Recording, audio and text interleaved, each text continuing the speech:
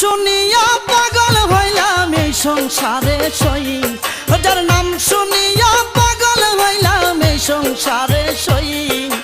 বইলা দে গো প্রাণ সজনী লেংটা বাবা কই, আরে বইলা দে গো প্রাণ সজনী লেংটা বাবা কই।